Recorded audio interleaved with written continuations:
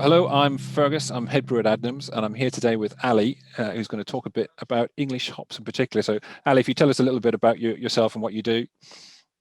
Well, I'm a hop grower with my husband Richard on the Herefordshire Worcestershire border, so that's a good start. We grow 100 acres of hops, which is quite a lot. Puts us in the top 3 or 4 in the UK. And I'm a director of the British Hop Association, and I also chair our breeding programme, Why Hops? Yeah, so I guess we've known each other for quite a few years now, Ellie. But I guess we've probably first started talking a bit more in detail about English hops when things like, I guess, Jester started coming out a bit more. So for those people who don't know, how long does it sort of take a new variety of hop to come through the system? Well, it took Cascade 25 years Yeah. from when it was first, from when the first cross was made to when it started to become commercially acceptable. So it's quite a long process. The fastest is probably 10 years, Yeah. But 20 is more normal. What we've just done recently is introduce molecular marking into our breeding programme to speed all that up so that we can take 3 or 4 years out of the process. Yeah, but it's still quite a long time, and obviously quite a commitment to bring a new hop variety onto the market and hopefully get people using it. Because I guess once you put it in the ground, growers want to know it's going to be in the ground for at least 4 or 5 years, I guess. And people don't like ripping them out year after year. No, and I mean, if you look around the world, the average would probably be 7 to 10 years for the life of a hop plant now. Yeah. If you go back 20 years ago, the average was probably 20 to 25 years. Yeah. So that changes the economics because obviously it is quite a job. It's a perennial root. It grows back every year. So it's a bit like taking a tree out effectively. Yeah. So in terms of English hops, obviously historically Adams have used things like Fuggles and Goldings quite extensively, and then they're used in lots of our sort of older beers particularly. But over the last 5-6 years, the newer varieties started coming through, things like Jester and Endeavour and Ernest, and then you've got Harlequin. Is there any particular new variety hop that you're really interested in, keen on? Well, we're growing Jester, Olicana and Harlequin here, so we're very excited about all of those, and in fact Endeavour. So we really try and embrace the new varieties coming through. There are 9 that are on farm trial here that have been assessed for their aroma just recently, and we're just waiting for some brewing trials. Brewing trials have been quite interesting this year with all the breweries closed off board. And I guess the other ones, so I would say from those 9, probably FK009, it's only got a number at the moment. The other one that's really exciting is GP75. So they've got numbers for a reason. Yes. But yeah, there's quite a few that are very exciting. Yeah, so I guess I guess at the moment, all the new varieties are really looking to get some more fruit character and get some of the sort of more new world variety sort of flavors in. But I think there's still a huge place for the traditional varieties because I still love those. I still love Fuggles. I know it can be quite a divisive hop for some people, but I still love things like Fuggles and Goalies and First Gold. I think they've got some great aromas. They are very English in their character though.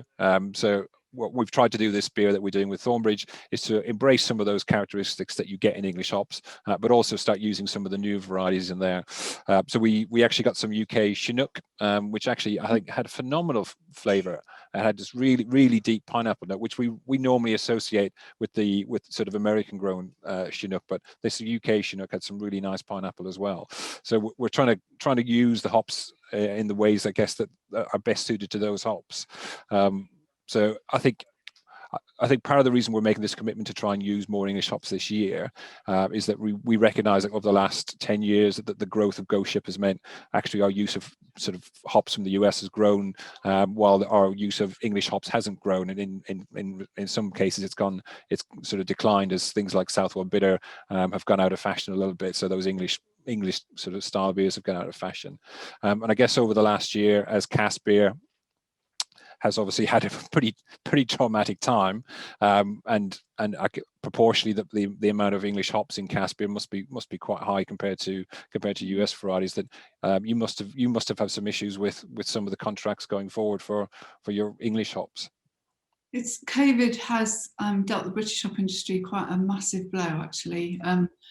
I don't want to get emotional about it, but it was very hard for the growers last year production reduced by about 40+%. And there was no compensation for any of that. So that's a loss-making year. Yeah. And there's a lot of pulling back from contracts for this year and next year for 21 and 22. And that's quite hard as well. So where we've got to put the focus, just to try and find the positives, we've got to put the focus on those new varieties. And I think you'll hear a slight change of tone as well from the British hop industry. We're starting to look at things like carbon footprint and water footprint, because actually the carbon footprint of an American hop versus a British hop or a New Zealand hop, there's just no comparison. Yep. And I think the water piece is quite important as well. Climate change is putting a big focus on natural resources around the world, and we are blessed with natural water here, even in Kent, where growers do need to irrigate. They don't irrigate anything like as much as in the semi-arid climate of the northwest American hop growing region or New Zealand. Yeah. So that's another area where I think we've got a real plus. I mean, actually, over here in Herefordshire and Worcestershire, most of the growers don't irrigate at all. We don't need to. Yeah. And so that means we are growing hops using the natural resources, that are given to us for free. That's quite a big deal now, because the natural resources around the world have been over exploited. And I think we all have a responsibility to do better by the environment and make sure that as climate change becomes a greater and greater issue, that we're doing whatever we can to mitigate it. And obviously carbon footprint is a massive part of that. Yeah, no, I think that's a really good point. But particularly the water footprint as well. The differences are quite dramatic, I think, between the amount of water that gets used to grow a kilo of hops in the US compared to grow that same amount of hop in the UK. So it's another really good point about trying to make sure that we use as much local raw material as possible. And I guess there must be a point where there needs to be a certain number of hop growers, a certain number of hop processors in the UK to make the whole industry viable. I think if it drops too low, then I guess the whole sector in the UK becomes at risk. Yeah, and I think it's about a combination of the number of growers, the acreage, the production, and what we want, of course, is efficient production. So we do want decent yields off the acreage that are planted. We want really high quality production as well, and I think that quality message is one, certainly as a board, we are reinforcing loud and clear with the growing community. Mediocre hops don't have any place in the British hop industry. And that's easier said than done. Yep. But we are determined to drive the quality up. I think it's all of those things. So it isn't necessarily just the number of growers. It's about making sure that the number of acres, the amount of production, and the quality of the facilities is all will make the industry sustainable going forward into the future. So it's all of those factors we're looking at. Yeah. Yeah, no, that's again, it's a really good point. I think and it sort of is linked to how people value English hops as well. So the more value, the more that we place on English hops, the more premium that we place on buying local. I guess more of that money gets invested back into making sure those hops are harvested exactly the right time and dried at exactly the right temperature and then stored properly. So all that sort of gets tied in, I guess. So in terms of, oh, sorry, Ali, go ahead. I was just going to say, it's just like the brewery. You need to make a certain amount of profit to be able to invest in a new piece of kit. It's exactly the same on the farm. Yeah, exactly. So in terms of the varieties that you grow on site at the moment, do you have a particular favourite, one that stands out for you? I'm very excited about Harlequin. Yeah. I love Jester. We were one of the first to plant Jester. We were the first grower to plant Endeavour. We are the only grower of Phoenix. So there's some special ones in amongst. Phoenix is a really interesting chocolate and molasses. It's really odd, but it's lovely. Yeah. Endeavour is a daughter of Cascade, so it's got that citrusy fruit note, but it's got quite a lot of summer fruit, berry characteristic. And then, of course, Harlequin is just quite pokey. It's quite interesting. You'll have to explain pokey for those of us who aren't familiar with the term. Intense, Yeah, knocks your head off when you rub and sniff it. You know, it yeah, sort of it really makes your eyes water. For the uninitiated, of course, when we're judging the hop, we rub and sniff. And if it makes your eyes water and makes you sort of stand back, then you know you're onto something good. yeah. And anything with a really, there's one or two of our 9 trial varieties on farm at the moment that have got quite a disgusting character, and that often comes through as a really lovely flavour in the beer. Yeah. So that's always quite interesting when you're rubbing and sniffing as well. Yeah, you get a certain sense of what the hop's going to be like from rubbing it, but until you brew with it, you don't really know what's going to come through and how things are going to change, because it never comes through exactly how you rub it. It's always changed by the fermentation process and all the rest of the things that go on. Okay, so in terms of what we're talking about today, we're obviously talking about using more English hops. So I think we sort of worked out that over this year we can probably use an extra 2 ton of English hops that we would have normally have put through to sort of US or other varieties. So it's a very small first step, but it's a move for me. It's a move in the right direction that we sort of want to get back to using more English hops where we have that choice. There are certain things we won't get, I guess, from English hops. So we might not always get the big grapefruit flavors, the big mosaic type flavors coming through. But I think there are lots of places where we can use English hops to give a sort of deep and broader hop sort of flavor than otherwise we would have been able to use. Well, that's look. We are, we continue within the breeding program to look for that intense citrus characteristic.